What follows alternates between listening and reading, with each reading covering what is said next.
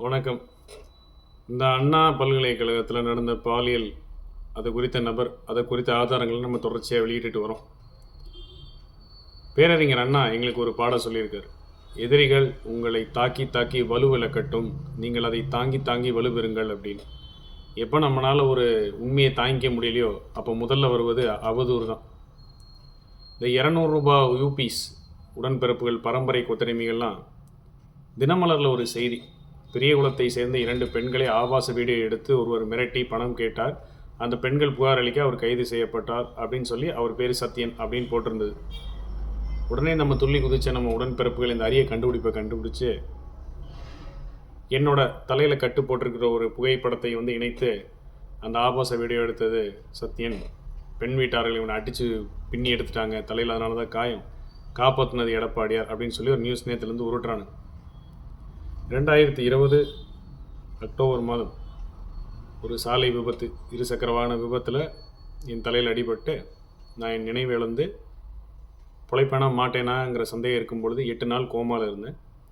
8 நாள் கோமாக்கு அப்புறம் நான் நினைவு திரும்பிய பொழுது எல்லாரும் மருத்துவர்கள் என்கிட்ட சொன்னது, உனக்கு பழைய மாதிரி பேச்சு வராது, பேச இயலாது, ப்ளஸ் உன்னோட நினைவாற்றல் பற்றி சந்தேகம் இருக்குது, அந்த மாதிரிலாம் இருக்குது, நீ எப்போ வேணால் மயக்கம் போட்டு விடுவேன், உனக்கு எப்போ வேணால் வலிப்பு வரலான்னு சொல்லி பெரிய பட்டியெல்லாம் சொன்னாங்க. அப்போ அந்த தலையில் நடந்த அறுவை சிகிச்சையில் ஒரு பக்கம் இருக்கிற எலும்பை எடுத்து என்னோடய வயிற்று பகுதியில் வச்சாங்க. ஏன்னா 3 மாத கால அவகாசத்துக்கு பின்னர் தான் அதை திரும்பி அதை வைக்க முடியும் அப்படின்னு.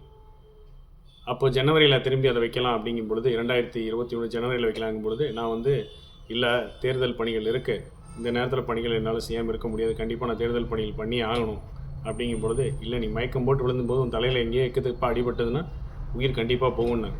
இல்லை நான் தேர்தல் பணி கண்டிப்பாக செஞ்சே ஆகணும், எடப்பாடியை ஜெயிச்சே ஆகணும் அப்படின்னு. அந்த தேர்தல் முடிந்த பிறகு வாக்குப்பதிவு முடிந்த ஏப்ரல் மாதம் வாக்குப்பதிவு முடிந்தோடனே மருத்துவமனையில் அதுமணிப்பட்டு என் வயிற்றில் இருக்கிற எலும்பு எடுத்து என் தலையில் வச்சாங்க. நான் இந்த விபத்தை பற்றி நான் எங்கேயும் வெளியில் சொல்லலை, யாருக்கும் தெரியாது, பெருசாக எங்கேயும் பிரஸ்தாபிச்சிக்கல, சொல்லலை.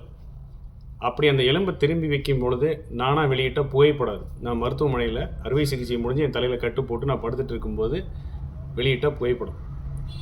நான் இந்த பரம்பரை கொத்தடிமைகளுக்கெல்லாம் சொல்கிற ஒரு விஷயம் என்னென்னா, அழகான குடும்பம் இருக்கும்போது ஒரு நடிகைக்காக பால் டயல் குடிக்கிறவன் இல்லை நான். மனைவின்னு இருக்கும் பொழுது துணைவி இணைவின்னு போகிற ஆள் கிடையாது நான். இப்படி மனைவி துணைவி இணைவின்னு இருக்கும் பொழுது கூட ஒரு விபச்சார விடுதிக்கு போயிட்டு அந்த பாலியல் தொழில் வயிற்று பிழைப்புக்காக செய்கிறவர்கள்ட்ட கடன் சொல்லி வேலையை முடிச்சுட்டு வர ஆள் கிடையாது. அப்படியெல்லாம் எனக்கு வரலாறு இல்லை. அந்த மாதிரி வரலாறு இருக்கிற இயக்கத்தில் இருக்கிறவங்க அந்த மாதிரி ஆட்களெல்லாம் வச்சு போற்றி கொண்டாடுறவங்கெல்லாம் ஃபேக் ஐடியை வச்சுக்கிட்டு இந்த மாதிரி ஒரு மலிவு விஷயத்தில் இறங்குறது ஒன்றும் புதுசு இல்லை. இதனால் இது ஒன்றும் என்னை ஒன்றும் பெருசாக பாதிக்கப்படலை. ஏன்னா நான் யாருன்னு நிரூபிக்கிறதுக்கு என் குடும்பத்தினருக்கு தெரியும் நான் யாருன்னு, என் நண்பர்களுக்கு தெரியும், என் தலைவர் எடப்பாடியாருக்கு தெரியும் நான் யாருன்னு. அதனால் வேறு எதுவும் முயற்சி பண்ணுங்கள். உண்மையிலே துணிவு இருந்தால் உண்மையான பேர் முகத்தை வச்சுட்டு தைரியம் இருந்தால் நேரில் வாங்க, பேசுவோம். இந்த மாதிரி அவதூறுகளெல்லாம் பரப்பி என்ன உங்களால் சுய இன்பம் அடைய முடியுமோ அடைஞ்சிக்கிங்க.